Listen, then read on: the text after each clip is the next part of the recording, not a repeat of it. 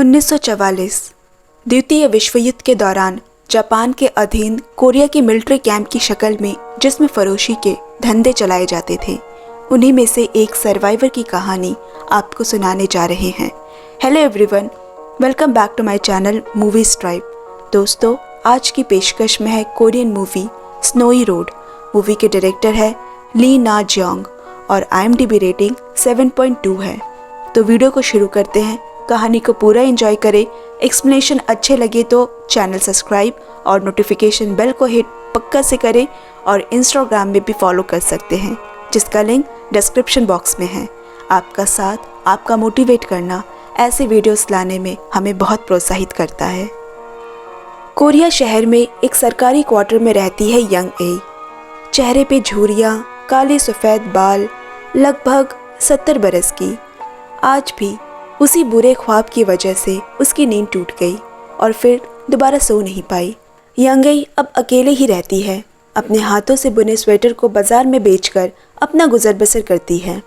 आज letter box में देशभक्ति और सेना निर्वित सैनिक विभाग से कोई कागजात आया है, जिसे लेकर वो उनके दफ्तर पहुंची। उसे बताया गया उसके पिता, जो कि एक देशभक्त थे, युद्ध के दौरान उनके निस्वार्थ सेवाओं के लिए उन्हें पुरस्कृत किया जा रहा है। वो कहती है, अब इसका क्या फ़ायदा। फिर यंगई ने थोड़ा हिचकिचाते हुए पूछा, क्या मेरे भाई कांग के बारे में भी कोई खबर है? पर उनके पास इसका कोई जवाब नहीं है। निकलते वक्त स्कूल ड्रेस में उसे बाजू के क्वार्टर में ही रह रही लड़की इन्यो दिखी। वो अपने माँ बाप के बारे में पता लगाने आई है, जो उसे बचपन में ही छोड़कर चले गए और जिनकी वजह से आज वो अनाथ है। स्टॉप पे बस का इंतज़ार करते हुए यंग ए अपने अतीत के सफ़र की ओर निकल पड़ी। दूसरा विश्व युद्ध जब कोरिया जापान के अधीन था, तब ये शहर नहीं, एक गांव हुआ करता था। 14 साल की चोई अपनी माँ के इस्त्री किए कपड़े लेकर क्लर्क बाबू के घर की दहलीज पर खड़ी है। बड़ी बड़ी आंखों से वो उनके घर के ऐशो आराम की चीज़ों को निहार रही है। तभी उनका बेटा कांग साइकिल लेकर आया और चोई को देखकर मुस्कुराता है। इतने में पीछे से कांग की बहन यंग ए भी आ गई। दोनों भाई बहन स्कूल जा रहे हैं। उनके सुंदर ड्रेस, चमकीले जूतों को देख घर जाकर वो भी अपनी माँ से स्कूल जाने की जिद करने लगी। सुबह सुबह सर पर स्कूल जाने का भूत कैसे सवार हो गया? अब तो तुम्हारी शादी करने की उम्र हो गई है, उसकी माँ ने कहा। और फिर छोटा भाई जो स्कूल में पढ़ रहा है, उसके लिए टिफिन पे उबले आलू उसे दे आने को कहती है। बीच रास्ते में ही चोई गठरी में से एक आलू निकालकर खाने लगी। उसी और रास्ते से आ रहा कांग उसे देखकर अपनी साइकिल रोकता है और उसे एक किताब देता है, जिसमें लिखा है एक छोटी सी राजकुमारी। उसने पूछा, तुम्हें पढ़ना आता है ना? चोई ने हाँ में सर तो हिलाया, पर वो झूठ बोल रही थी। दोनों के बीच एक धीमा सा प्यार असर कर रहा है, जो शायद अभी वो खुद भी नहीं समझ रहे। कोरिया के स्कूलों में भी बच्चों को जापान के बारे में पढ़ाया जा रहा है। कहानी वापस वर्तमान समय में आती है। इंसु को अपने क्लास टीचर से स्कूल में चोरी करने के लिए डांट पड़ रही है। वो ऐसा इसीलिए कर रही है क्योंकि उसके पास अपने खर्चे उठाने के लिए पैसे नहीं हैं। पर टीचर को उससे कोई सहानुभूति नहीं। वो कहती है, अगर इतनी ही दिक्कत है तो स्कूल छोड़ दो। क्यों सरकारी भत्ता फिजूल में बर्बाद कर रही हो? वैसे भी तुम लोगों का कुछ नहीं हो सकता। यही सब बातें इंसु को और गलत रास्ते की तरफ ढकेल देती हैं। यहाँ एक तरफ खाने की मेज़ पे बूढ़ी यंग ए बैठी है और दरवाजे के दूसरी ओर मैले फटे कपड़ों में बैठी एक लड़की, जिसका नाम भी यंग ए ही है। ये उसके अतीत का ही हिस्सा है, जो वास्तव में नहीं है। बूढ़ी ने कहा, आज एक कागजात आया है, तुम्हारे पिता को पुरस्कार से नवाजा जा रहा है। क्या तुम खुश नहीं हो? उस लड़की ने कहा, कितनी अजीब बात है। मेरे पिता ने देश के लिए तो किया, लेकिन अपने ही परिवार को नरक में ढकेल दिया। और इसी के साथ हम फिर उन अतीत के पन्नों पे आ गए। जापान की तरफ से दूसरे विश्व युद्ध में लड़ने के लिए गांव के जवान लड़कों को ज़बरदस्ती फौज में भर्ती किया जा रहा है। जापानी सैनिक यंग ए के भाई कांग को लताड़ते हुए ले जा रहे हैं। पीछे बिलखती हुई उसकी माँ उन्हें रोकने की कोशिश कर रही है। चोई भी वहाँ खड़ी ये सब देख रही है। बाहर खड़ी गाड़ी में 5 और लड़कों के साथ कांग को भी बिठा दिया गया। पूरा गांव वहां इकट्ठा है, जिनमें से एक बूढ़े आदमी ने रोते चिल्लाते हुए कहा, अगर इसी तरह गांव के सारे जवान लड़कों को ले गए तो फिर खेती कौन करेगा, इस गांव के लोगों का पेट कौन भरेगा। पर उनकी एक नहीं सुनी गई। चोई यंगई को खींचते हुए एक ऊंची जगह ले गई, जहां वो अपने भाई को जाते हुए देख सकती है। कांग भी उन्हें देख हाथ हिलाता है। कांग को बड़े होकर बैंक में नौकरी करनी थी, पर शायद ये आखिरी बार वो अपने भाई को देख रही है। जब चोई वापस घर आई तो उसकी माँ ने जल्दी जल्दी दोनों भाई बहन को घर के नीचे बने तहखाने में छुपा दिया। थोड़ी ही देर बाद जापानी सैनिक वहाँ भी आ गए और उसके बच्चे को ढूंढने लगे। बच्चों के लिए उसकी माँ को मार भी खानी पड़ी। चोई के पिता को पहले ही जापानी सैनिक ले जा चुके हैं। आज तो उसने अपने बच्चों को बचा लिया, पर ना जाने कब तक उन्हें बचा पाएगी। आपदा चाहे प्राकृतिक हो या मानव निर्मित, अमीर और गरीब दोनों पे बराबर की मार पड़ती है। स्कूल में एक जापानी टीचर यंग एई को बहुत मार रहे हैं क्योंकि उसने अपने पिता की पहचान छुपाई है। दरअसल उसके पिता कोरिया की तरफ से जासूस का काम कर रहे हैं और फिलहाल गुमशुदा है। घर लौटते वक्त उसे चोई मिली। उसने उससे कहा, मैं भी अपने भाई की तरह जापान चली जाऊंगी। सुना है वहाँ की सरकार रेफ्यूजी को घर और मुफ्त में पढ़ा भी रही है। जब मैं बड़ी होकर टीचर बन जाऊंगी तब वापस यहाँ आऊंगी। अगले ही दिन स्कूल में उसने खुद को युद्ध पीड़ितों की मदद के लिए वॉलंटियर कर दिया। घर जाकर चोई भी माँ से जिद करती है, मुझे भी जापान जाना है, वहाँ सब कुछ अच्छा है, अच्छे घर है, स्कूल है। उसकी माँ उसे डांटते हुए कहती है, ये सब एक झूठ है। छोटे भाई और घर का ख्याल रखना कहकर उसकी माँ घर के पीतल के कुछ बर्तन गठरी में बांधकर बाजार बेचने निकल पड़ी। दोनों भाई बहन माँ का इंतजार करते हुए गांव में घूम रहे हैं। इतने में एक गाड़ी आकर चोई के सामने रुकी। गाड़ी से एक आदमी उतरा। उसने उससे कहा, क्या तुम यहाँ से बेहतर ज़िंदगी जीना चाहती हो तो मैं तुम्हें एक मौका दे सकता हूँ जापान जाने का। पर चोई वहाँ से भाग गई। पूरा दिन माँ का इंतज़ार करते करते भूख से दोनों बच्चे सो गए। अचानक आधी रात में वही गाड़ी वाला आदमी घर में घुसकर चोई को उठा ले गया। छोटा भाई रोते रोते अपनी बहन को पुकारते रह गया। बस चोई की नींद खुली तो उसने खुद को ट्रेन में पाया। वो देखती है कि पूरा डब्बा लड़कियों से भरा है। तभी ट्रेन रुकी।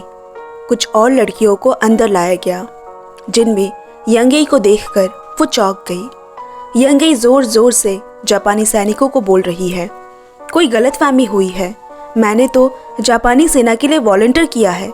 मेरे पापा एक क्लर्क है, मुझे यहाँ नहीं होना चाहिए। पर किसी ने उसकी नहीं सुनी। चोई यंगई की हालत देखकर सहम गई। फिर डब्बे के एक दरार से बाहर झांकती है। ट्रेन तेजी से भाग रही है। पहाड़, मैदान सब पीछे छूट रहे हैं। वो सोचती है, हमें कहाँ ले जाया जा रहा है? मेरा भाई अकेला है, माँ मेरा इंतज़ार करती होगी, क्या होने वाला है मेरे साथ? जब चोई की माँ अगले दिन घर वापस आई तो उसके दोनों ही बच्चे लापता होते हैं। उन सारी लड़कियों को एक मिलिट्री बेस कैंप में लाया गया, जहाँ उन्हें अलग अलग जेल जैसे कमरों में डाल दिया गया। यहाँ एक धंधा चल रहा है जहाँ जापानी सैनिक अपनी हवस मिटाते हैं और उससे ढेरों पैसे कमाए जा रहे हैं। लड़कियाँ प्रेग्नेंट ना हो जाए इसीलिए उन्हें एक दवाई भी पिलाई जाती है।